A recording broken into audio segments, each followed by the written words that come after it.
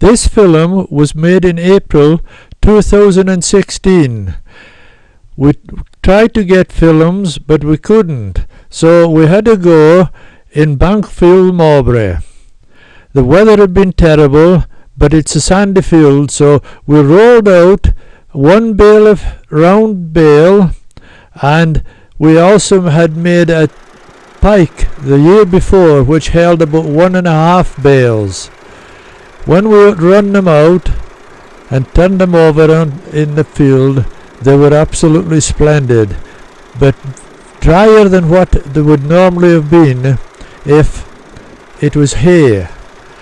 I think that made it a little bit runny, well, I should say, coming up in blobs and rolling over, but it still lifted it very clean.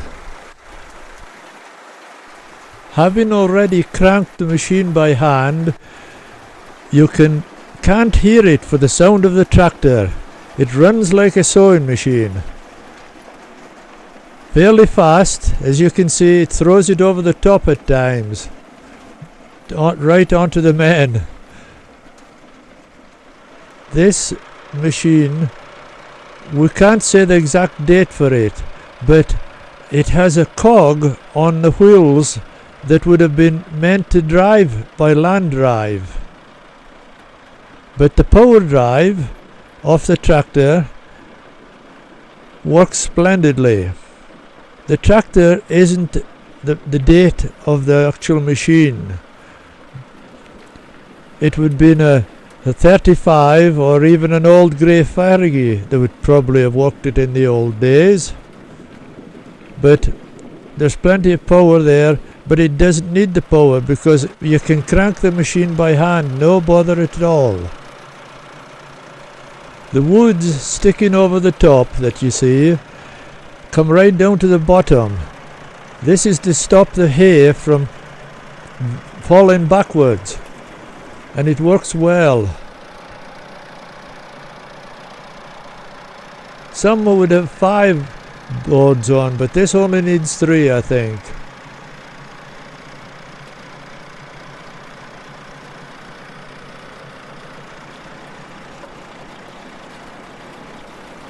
The men are tramping it down. One was the main, used mainly before today, because the crops wouldn't be as thick.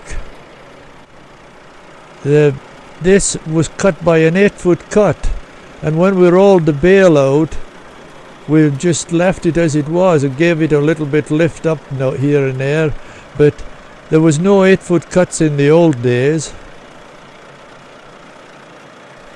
Originally, it would be pulled by 2 horses if it was fairly level ground, but according to the advert, you could use 3 if it's hilly ground.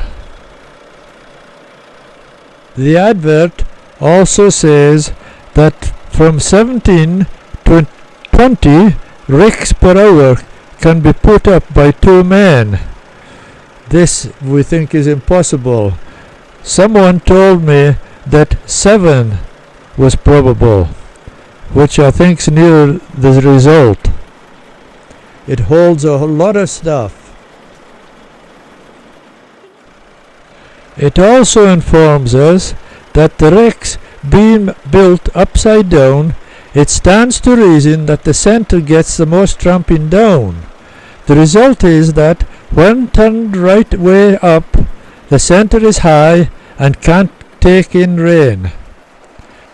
This machine, even though it was altered to power drive, is still the same size as original, which is 11 foot high, 9 foot 6 wide, and about 15 foot long. Now how they got in and out of gates is beyond me, because a standard gate in the 60s was about 8 foot, but they must have had a lot of lifting of gate stoops or something to get them out. According to the advert, incidentally they say, They tend to keep the workmen well tempered, and work generally proceeds more briskly when the lifting is done mechanically.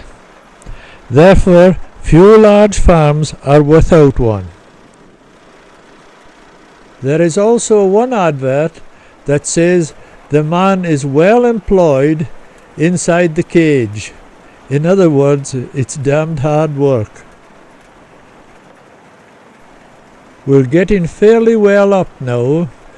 Just to let you know that every now and again we stopped so that the men could get it well tramped in.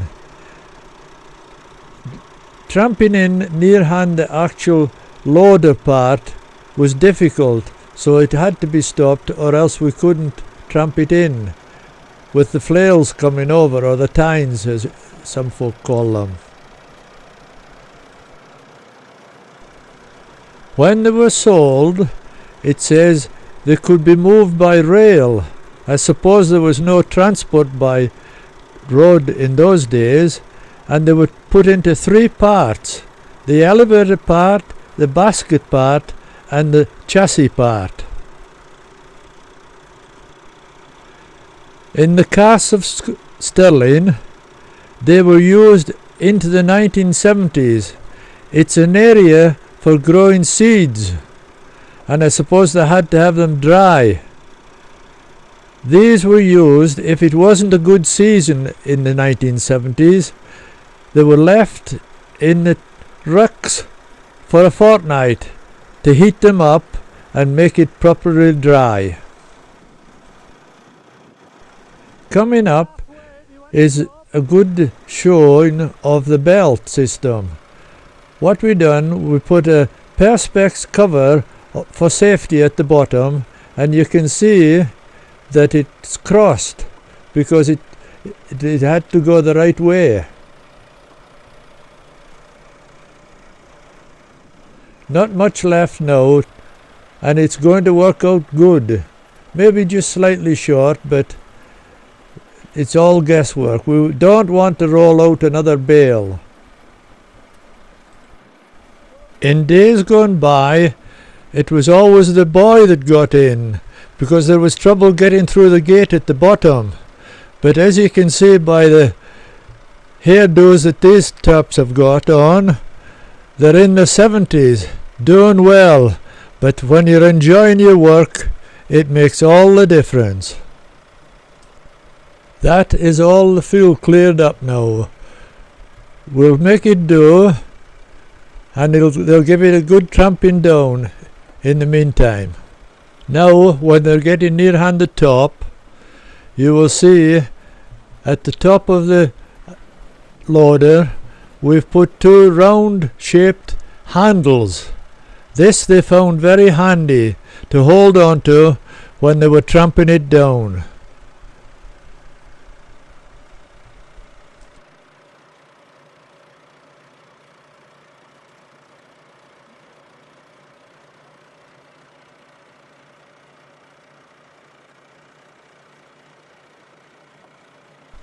We've always used ladders for getting down on the old machine, but in the advert what it says is, when the cage is well filled, two chains are stretched across the top and held in position by a steel tube with a patent release action.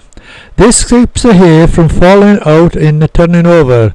The man on top lies down with his legs to the back, and on the driver releasing the fastener at bottom, the whole cage turns right over and the hay resting on the two chains. We've got a bit of a daredevil, so Brian is going to try it. You'll see him in a moment. We move on. Now we've had John come down the ladder, and Brian is still up on the top. You can see his head. We've had a bit of a discussion, and I say that he should be facing the opposite way around, but he says no, he's staying with his back towards the hay. We'll see what happens when it's turned round. Here's John going to turn it over. Here it comes. Brian's feet are sticking out the bottom. No, I think he's wrong, but anyway, he's down safely. And the pike's still halfway around. It's being pulled down now, but they must keep those ropes tight, or else it'll drop out. There we go. Too slow, but anyway, it's down.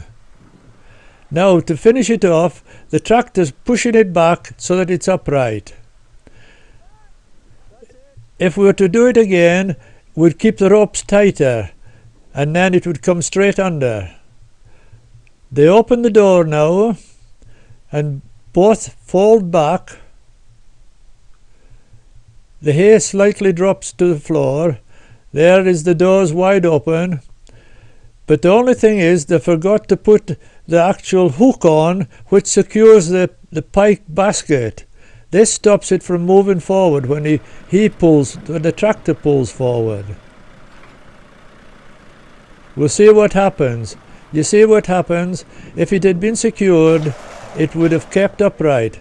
But the pike has took no harm. It's still standing, a good pike, with about 2 to 3 big bales in it. Pulling the ropes out from underneath. This is the position it should have been in if it had been hooked on, with the gates open at the back. And now showing the pike standing on its own. It would be raked down, and so that it would be nice and smooth on the outside to let the rain run off.